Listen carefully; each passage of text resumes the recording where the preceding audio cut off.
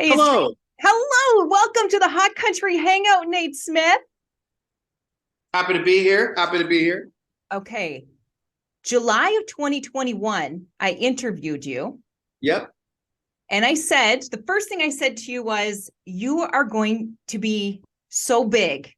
You're going to be a rock star. Now, Nate, you did not disappoint. Whiskey on You, number one, 6 weeks and going strong. Did you ever imagine? I mean, we knew that this was going to happen, but you, as an artist, as a man, as a person, did you ever believe that this could be today? I was so shocked. I remember when I was talking to Warren Kopnick at Sony, we were going back and forth. He's like, dude, it went number one. It was so exciting. And I remember that next week I texted him. I was like, do you think we have a shot at like a 2 week? And he's like, well, don't be greedy now. Don't be, I was like, yes. It really shocked all of us in the best way. And the thing that's really special for me is I love Canada so much. I really do. And it feels like a second home to me there. And I mean, I'm just spitting this out, but I mean, I could see myself eventually buying a place there and coming back and forth, and because I really genuinely love the outdoors and everything. Mm-hmm. Canada means a lot to me, so to be embraced by Canada like that, as an American, is just like really really special. And I'm going to be in Canada a lot this year. I know we are very excited for that. And yes, Canada does love you, and we have loved you for a very long time. New album coming out at the end of April. You're coming to Toronto in like Yeah. just over a month. You're going to be at Horseshoe. We can't wait. Now, let's talk about Whiskey on You. We're gonna get right into the music here, because you have a way with music. And I said this before, because we had Under Your Skin, we had Sleeve, and you just have you just know how to sing and put it out, the emotion into the song, how we are feeling. Now, Whiskey on You, we have our arms in the air. We are like, hell yeah. I'm not wasting any more time on you. Let's talk. Yeah, they're not worth it. It's almost like the modern day Tear in My Beer, little Hank Williams Jr. A little diss. It's a little diss track, huh? I love it. Let's talk about the backstory on this. The backstory on Whiskey is really like, in like most of my songs too, they all come from a personal place in my life, like something I've been through. But this one was a breakup. Obviously could probably tell that. And we wrote it right after that happened and stuff. So I was still mad, and I was still all these kinds of emotions, but I always try to find a little bit of hope in everything that I do, like a little bit of okay, I'm going to get through this kind of thing. I feel like as much of a diss track as that song is, I feel like it's got like a little bit of positivity in there too. So it's kind of mixed in and stuff. So that's kind of the backstory on it. And yeah, I recently talked to her too, not that long ago, and she supports the song, and I'm like, thank God, because last thing I'd ever want to do is like hurt somebody or make them upset from singing about a real life experience. But yeah, she's been really positive with it. Well, that's good, because as I said, we go back to your earlier music, like Under My Skin and Sleeve, and that came again from a very personal part of your life.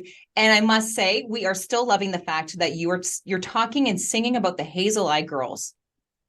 You got hazel eyes. I do. Hey. Can't really tell because the lighting's not good and they're a little tired, but yeah, Hazel Eyes. I was like, when I heard that song and you were talking about Hazel Eyes, I was like, oh, finally someone gets it. Everything's blue eyes. Why are we blue eyes everything? Like, come on, guys. Come on. Give some love to the Hazels. Yes, and we love you for that. So 6 weeks, number one, Canada loves you.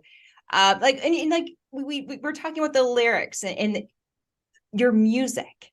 The new song Wreckage. That is very emotional.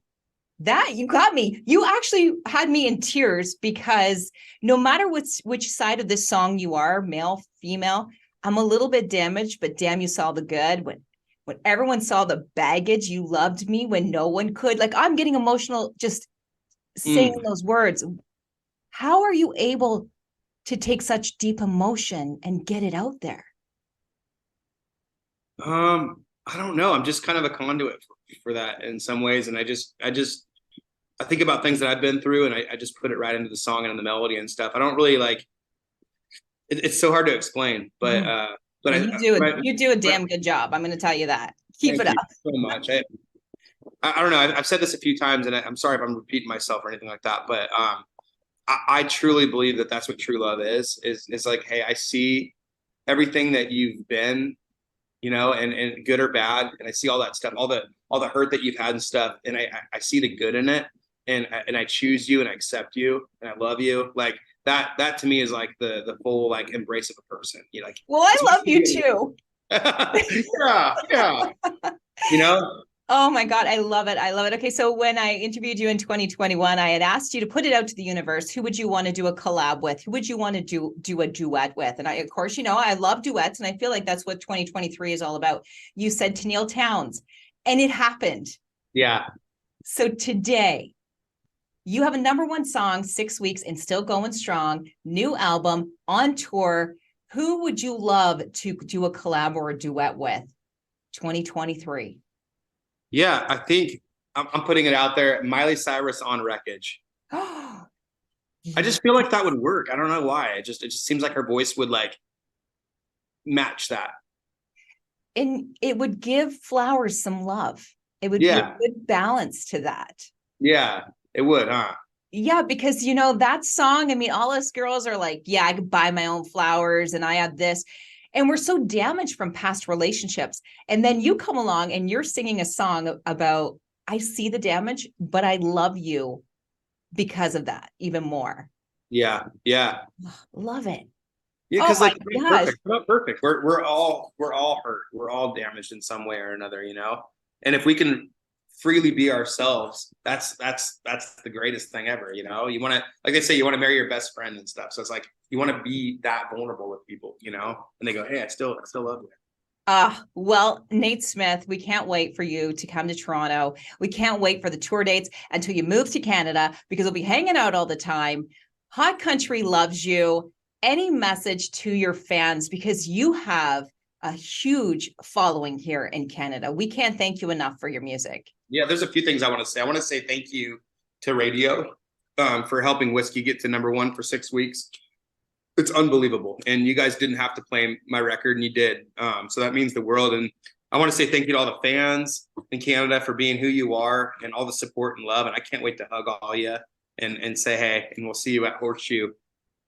Right. We can't wait. Nate Smith, thank you so much. Congratulations on everything so far. And I can't Yeah. wait until the next time I speak to you, because there's going to be even more stuff to celebrate when it comes to you and when it comes to your music.